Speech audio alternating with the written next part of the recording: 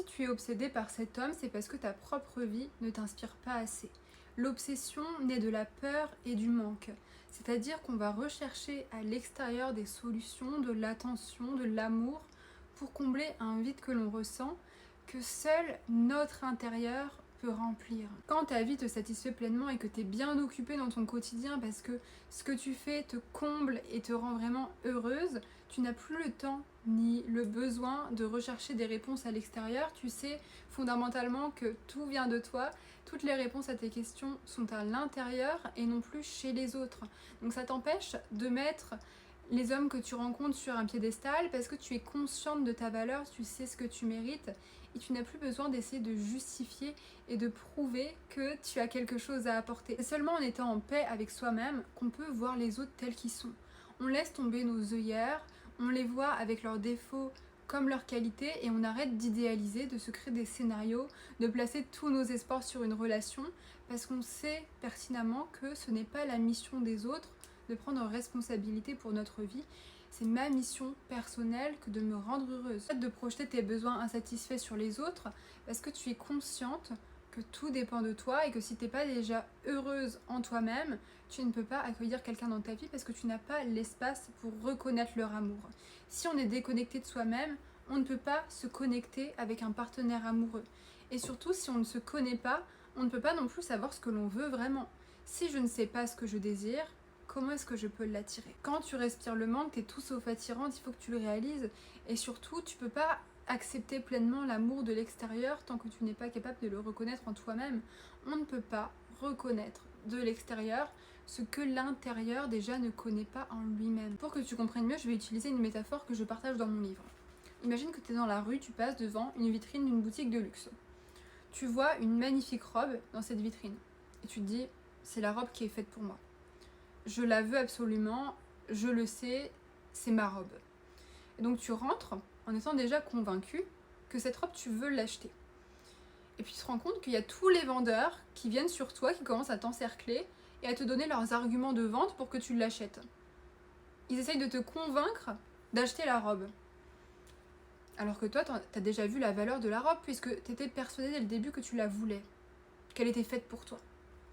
Donc tu vas te dire quand même pour une marque de luxe, c'est bizarre d'agir de façon aussi désespérée et de ne pas connaître sa valeur. Parce que ça renvoie le message que il y a peut-être quelque chose qui ne va pas avec cette robe ou avec cette marque pour qu'on essaye quand même de me la vendre autant alors que j'étais déjà persuadée de l'acheter. Ça se retransmet sur ta situation amoureuse. Si tu es toujours en train d'essayer de prouver ta valeur, tu renvoies le message que « Ah, j'ai pas confiance en moi, je ne suis pas assez, s'il te plaît, je te supplie de m'aimer ». Et ça donne pas envie, ça fait fuir les autres. Si tu veux que les hommes que tu rencontres aient conscience de ta valeur, il faut que tu réfléchisses au message que tu envoies actuellement. Est-ce que tu renvoies le message d'une femme de luxe qui a conscience de ses qualités, de ce qu'elle apporte dans un couple?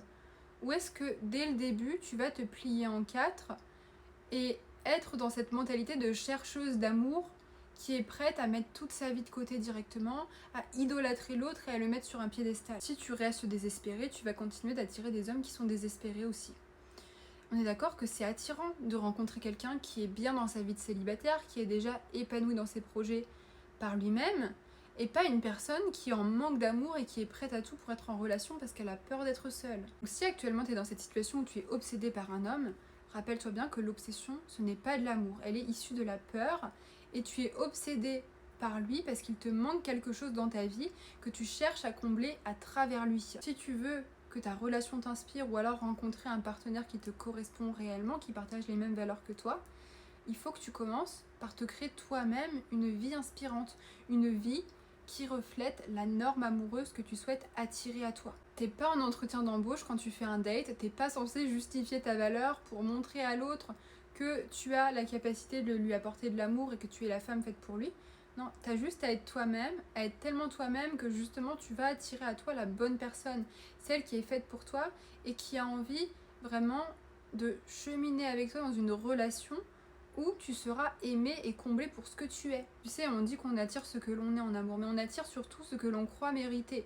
Si actuellement t'as pas confiance en toi, que tu n'as pas conscience que tu mérites d'attirer un amour sain dans ta vie avec un homme qui te traite bien, tu vas continuer d'attirer le même type de relation. Parce que c'est l'histoire que tu te répètes chaque jour qui détermine ta norme amoureuse. Quelle est l'histoire de fond que tu continues de répéter? Quelle est la croyance que tu te confirmes à travers ces relations? Retiens bien ce que je vais te dire. La clé, si tu veux qu'un homme te traite bien, c'est de commencer par te traiter de la même façon que tu aimerais que lui te traite.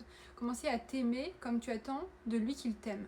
Pourquoi? Parce que tu vas venir créer une nouvelle version de toi-même. Tu vas arrêter de dispatcher toutes tes attentes vers l'extérieur en les reposant sur les épaules d'un homme que tu viens juste de rencontrer, et tu vas prendre la responsabilité de ton bonheur. C'est-à-dire que tu vas te traiter tellement bien que tu vas avoir cette nouvelle norme où les autres ne pourront plus te traiter en dessous de ça. Quand on réalise enfin qu'on a la capacité de trouver l'amour qu'on a recherché pendant des années chez les autres, en soi-même, on devient une personne beaucoup plus sereine, une personne qui est capable de s'engager en amour par vrai désir profond, par envie d'avancer et de construire une relation avec quelqu'un d'autre, et non plus par nécessité de trouver une béquille émotionnelle parce qu'on a peur de se retrouver seul. Arrête de t'épuiser à essayer de convaincre les autres de te traiter bien s'ils te traitent mal en permanence, et commence à établir cette norme pour toi-même. Parce qu'une fois que tu auras conscience d'à quel point tu es précieuse et d'à quel point tu mérites l'amour, je peux t'assurer que tu n'accepteras plus jamais moins que ça. Si tu continues d'accepter des relations toxiques et des hommes à problème dans ta vie, c'est parce qu'au fond de toi, tu t'es convaincu que tu ne mérites pas l'amour, et c'est une forme d'auto-sabotage parce que tu te fais du mal et tu en as conscience.